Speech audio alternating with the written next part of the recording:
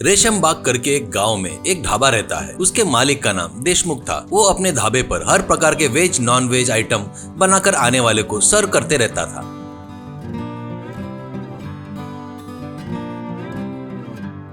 वहाँ पर head cook को खुद ही कौन सा आइटम कैसे बनाना करके खुद वहाँ पर खड़ा रहकर उनको बताते रहता था। देशमुख का लड़का पंकज कोई काम धंधा ना करते हुए खाली पीली घूमते रहता था। दोस्तों के साथ शराब पीना, ताश खेलने के सिवा कोई काम नहीं करता था। माँ बाप कितना समझाए तो भी उसे कोई फर्क नहीं पड़ता था।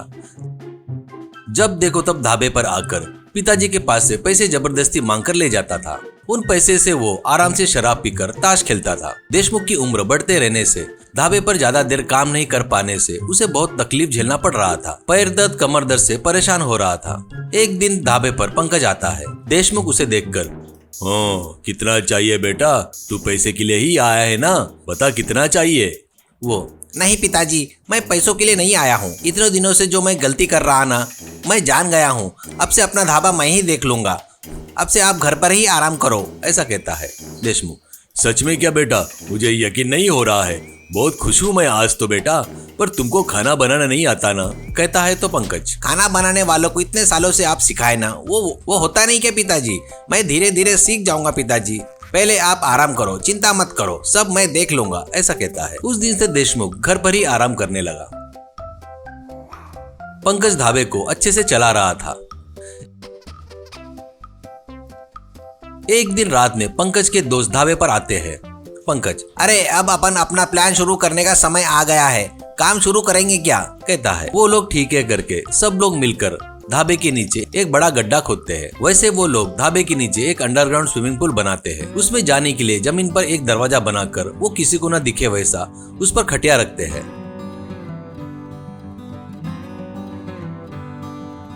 उस दिन से कुछ लड़के ढाबे पर आकर पंकज से बात करते थे, उसे पैसे देते थे। वो उनको लेकर इधर उधर देखकर खटिया उठाता था। वो लोग दरवाजा खोलकर नीचे जाते थे। नीचे पंकज के दोस्त उनको शराब, नशीले पदार्थ देते थे।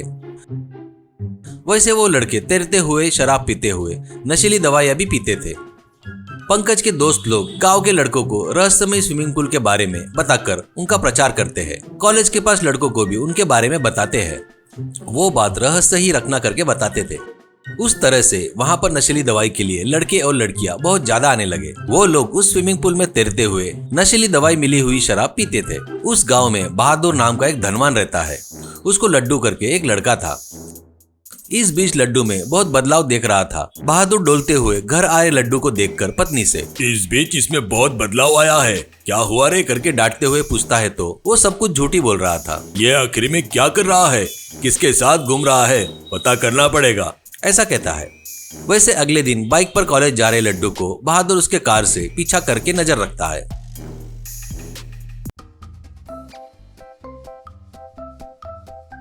कार कॉलेज के सामने रखकर जो चल रहा था वो देख रहा था। क्लास में 1 घंटा होने के बाद लड्डू जल्दी जल्दी बाहर आकर बाइक से कहीं जाता है।